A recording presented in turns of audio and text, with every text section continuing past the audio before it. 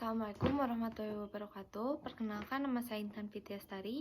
Di sini saya akan menjelaskan tentang anatomi sistem pencernaan dan proses pencernaan pada manusia. Organ-organ pada sistem pencernaan ini terdiri dari mulut, esofagus, usus halus, usus besar, dan anus. Yang pertama ada mulut. Mulut adalah suatu rongga terbuka pada masuknya makanan dan air. Bagian-bagian yang terdapat pada mulut ada gigi, lidah, dan ludah. Fungsi utama mulut adalah untuk menghancurkan makanan sehingga ukurannya cukup kecil untuk dapat ditelan ke dalam mulut. Mencerna makanan secara mekanik dengan menggunakan gigi dan lidah. Mencerna makanan secara kimiawi dengan menggunakan enzim pitalin yang dihasilkan oleh kelenjar saliva. Selanjutnya yang kedua ada esofagus. Esofagus berfungsi untuk mendorong dan memijat. Selanjutnya ada esofagus. Esofagus berfungsi mendorong dan memijat makanan agar masuk ke lambung, atau disebut juga gerak peristaltik, dan sebagai penghubung antara mulut dengan lambung. Yang selanjutnya ada lambung. Lambung atau vertikulus berupa suatu kantong yang terletak di bawah sekrat rongga badan. Lambung dapat dibagi menjadi 3 daerah, yaitu daerah kardia, fundus, dan pylorus. Kardia adalah bagian atas daerah pintu masuk makanan dari kerongkongan. Fundus adalah bagian tengah, bentuknya membulat. Pylorus adalah bagian bawah, daerah yang berhubungan dengan usus 12 jari atau duodenum. Lambung juga suatu kantong penampung makanan, adapun proses pencernaan berlangsung secara perlahan-lahan. Lambung terletak pada kuadran lateral atas kiri dalam rongga perut. Selanjutnya ada usus halus. Usus halus atau usus kecil adalah bagian dari saluran pencernaan yang terletak di antara lambung dan usus besar. Usus halus terdiri dari 3 bagian, yaitu usus 12 jari, duodenum, usus kosong, jejunum, dan usus penyerapan ileum. Pada usus 12 jari terdapat 2 muara saluran, yaitu dari pankreas dan kantung empedu. Usus halus juga berfungsi menyerap zat makanan dan menghasilkan enzim-enzim pencernaan dan tempat terjadinya pencernaan secara kimiawi. Selanjutnya ada usus besar. Usus besar atau kolon dalam anatomi adalah bagian usus antara usus buntu dan rektum. Usus besar terdiri dari 4 bagian, yaitu cecum, kolon, rektum, dan anus. Usus besar juga berfungsi menyerap kembali air yang terdapat pada sisa pencernaan atau fungsi absorpsi.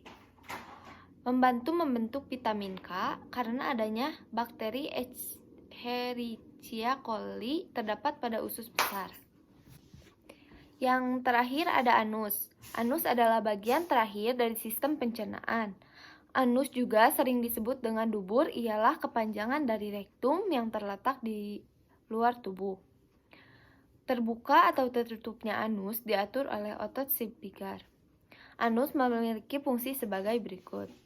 Untuk melakukan proses difeksi, mengatur keluarnya feses, menahan BAB di saat tertentu. Gangguan dan penyakit fungsi pencernaan sebagai berikut.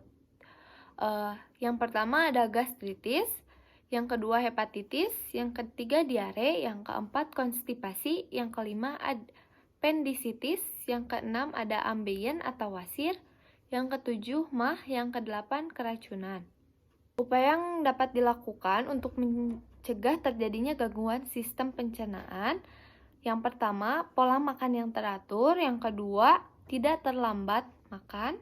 Yang ketiga, makan makanan yang higienis. Yang keempat, mencuci tangan sebelum makan. Yang kelima, tidak mengonsumsi makanan yang kadaluarsa. Yang keenam, tidak mengonsumsi makanan yang terlalu pedas atau asam serta terlalu panas. Proses pencernaan pada manusia terbagi menjadi 5. Yang pertama ada ingesi, yang kedua pencernaan mekanik, yang kedua pencernaan kimiawi, yang keempat penyerapan, yang kelima penyingkiran. Yang pertama, ingesti. Ingesti adalah proses menaruh makanan atau memasukkan makanan di dalam mulut. Biasanya menggunakan tangan atau menggunakan alat bantu. Yang kedua, ada pencernaan mekanik. Proses pencernaan mekanik yaitu proses mengubah makanan menjadi kecil dan lembut. Yang ketiga, ada pencernaan kimiawi. Proses pencernaan kimiawi yaitu proses mengubah molekul-molekul zat makanan yang kompleks menjadi molekul-molekul yang lebih sederhana sehingga mudah dicerna. Yang keempat, ada penyerapan. Penyerapan adalah gerakan nutrisi dari sistem pencernaan ke sistem sirkulator dan melalui osmosis, transit aktif, dan difusi.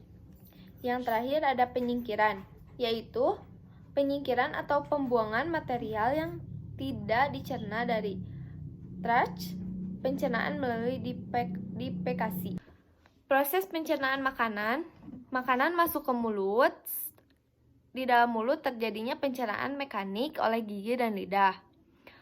Selanjutnya, makanan yang sudah lembut dan sudah bercampur lendir dan enzim disebut juga bolus, masuk ke kerongkongan dan terjadi gerak peristaltik. Selanjutnya, bolus masuk ke lambung dan terjadi pencernaan secara kimiawi oleh enzim renin, HCI, dan pepsinogen atau berbentuk seperti bubur berantik seperti kim. Selanjutnya, kim masuk ke usus halus, terjadi absorpsi zat-zat makanan.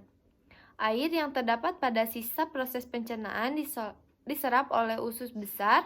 Selanjutnya, sisa proses pencernaan dikeluarkan melalui anus berupa tinja. Warna kuning sisa tinja disebabkan oleh adanya zat empedu atau bilirubin yang berasal dari kantung empedu. Sekian penjelasan dari saya. Wassalamualaikum warahmatullahi wabarakatuh.